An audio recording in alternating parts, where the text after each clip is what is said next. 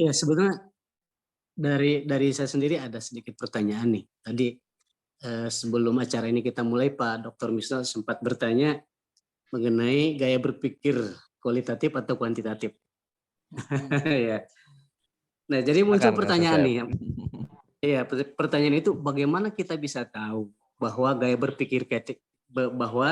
berpikir kita itu katakanlah cenderung kualitatif ataupun kuantitatif. Itu yang pertama. Yang kedua, ini pertanyaan lebih kualitatif ya sebetulnya. Yang kedua, Pikiran ini udah apakah bebas dari itu, silakan.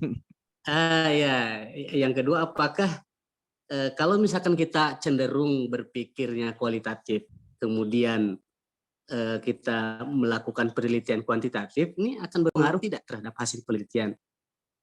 Dan satu lagi lah, jadi tiga nih sekalian diborong Pak ya. Nah misal kita ingin bertanya tentang sesuatu nih, kita punya indikator-indikator sebetulnya kualitas. Pertanyaan-pertanyaan kualitatif itu bisa nggak kita konversikan menjadi sebuah hasil yang kuantitatif? Itu saja Pak. Terima kasih.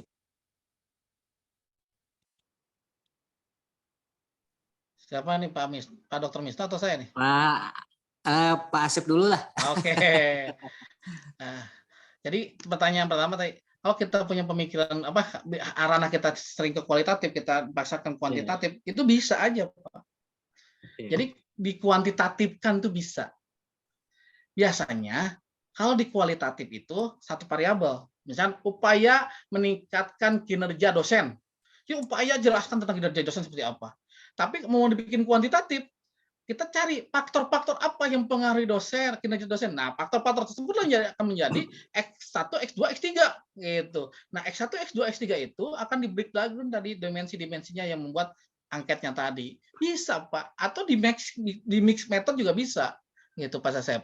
Jadi sebenarnya jangan mengkungkung diri, pemikiran kita itu menyatukan konsep, cuma satu konsep gitu.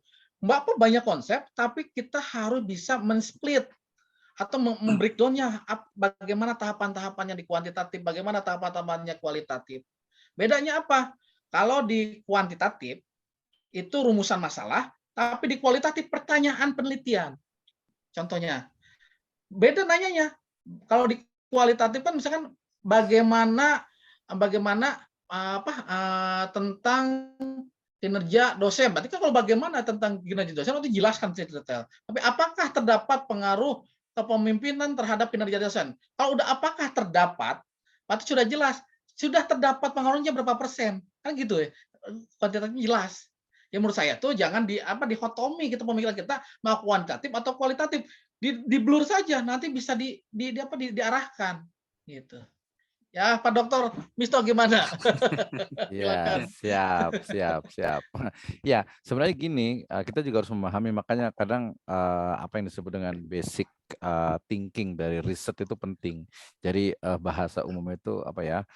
Filsafat penelitian ya. Jadi bagaimana penelitian itu sebenarnya sifatnya dia sangat terhad ya, sangat terbatas gitu ya.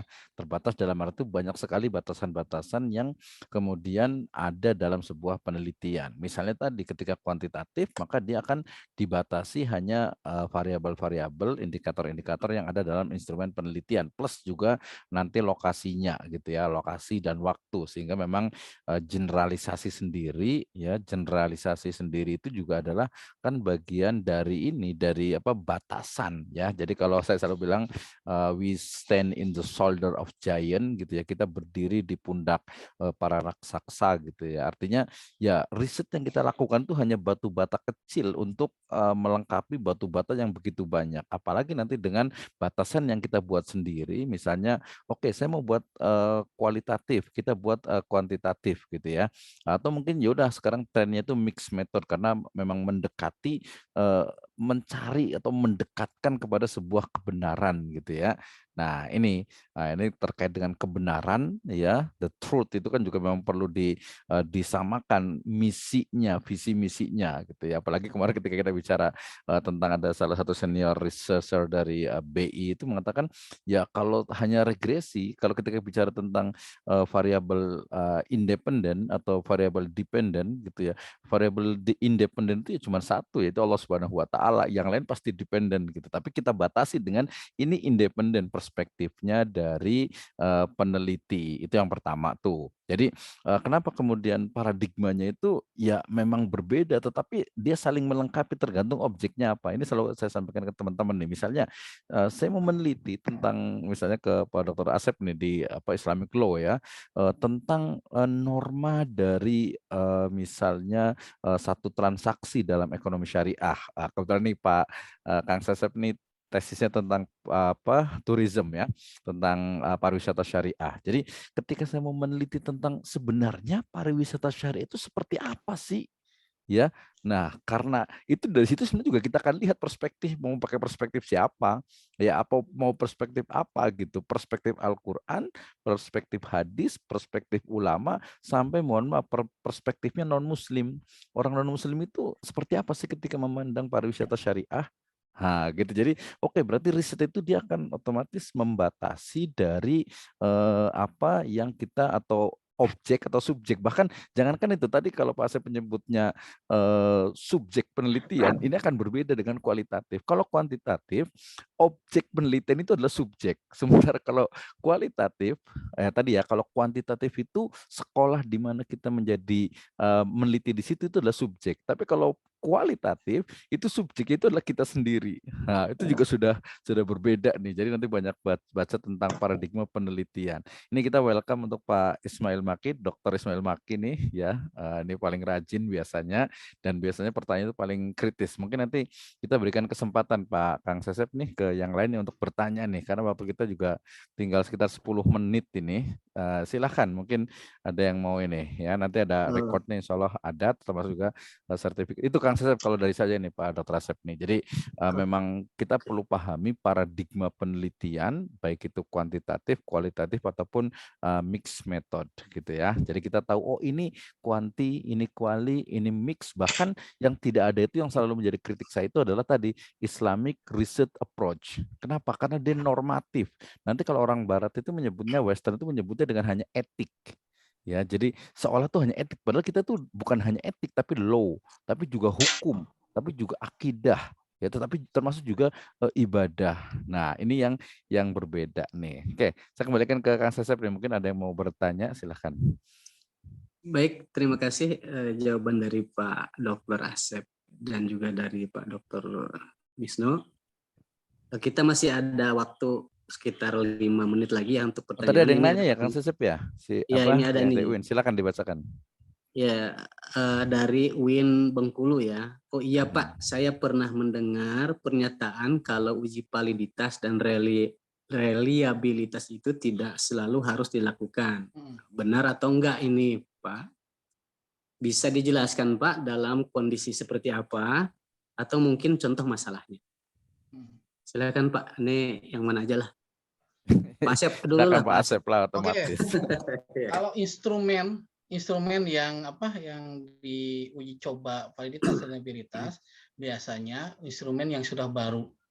Ya, sudah baru yang baru kita baru gitu. Tapi kalau instrumen yang memang sudah dinyatakan oleh institusi misalnya dinas pendidikan atau kementerian, instrumennya ini loh, itu nggak usah lagi diuji validitas gitu. Misalkan kayak banyak kan instrumen atau angket-angket yang memang untuk mengukur itu yang sudah diuji kelayakannya oleh kementerian, kelayakannya oleh lembaga-lembaga riset gitu. Itu boleh digunakan gitu.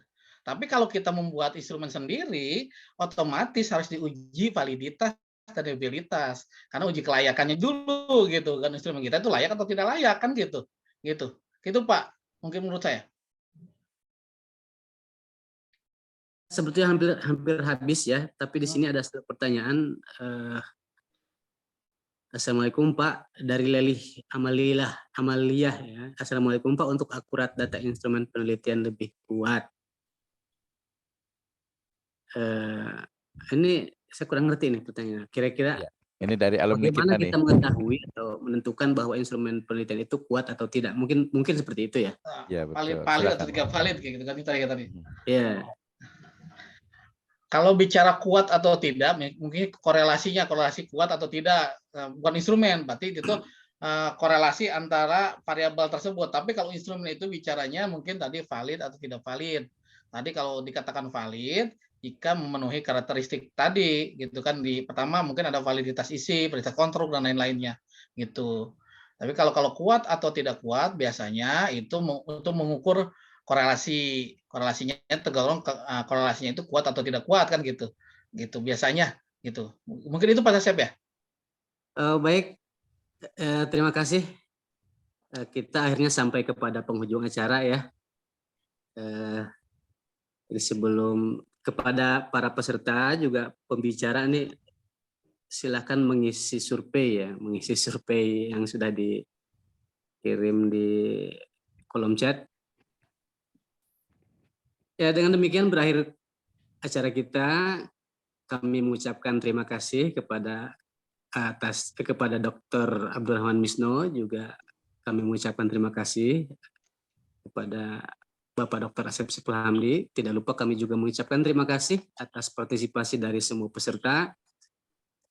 Semoga acara kita akan terus berlanjut dan dunia pendidikan khususnya dunia pendidikan Indonesia khususnya di bidang ekonomi syariah akan semakin berkembang. Kemudian sebelum kami tutup, untuk para peserta nanti sertifikat mungkin akan dikirim kalau sempat secepatnya, atau kalau paling lambat besok pagi ya, karena kita banyak ini juga pekerjaan nih. Siap. Biasanya 2 kali 24 jam Pak Asep. 2 kali 24 jam ya, baik. Tanpa perlu berlama-lama lagi ya, karena kita sudah malam dan sudah melewat hampir 15 menit dari jadwal. Kita membaca doa kifaratul majelis. Subhanakallahumma wa bihamdika asyhadu an la ilaha illa anta astaghfiruka wa atubu ilaik. Wassalamualaikum warahmatullahi wabarakatuh. Waalaikumsalam warahmatullahi wabarakatuh.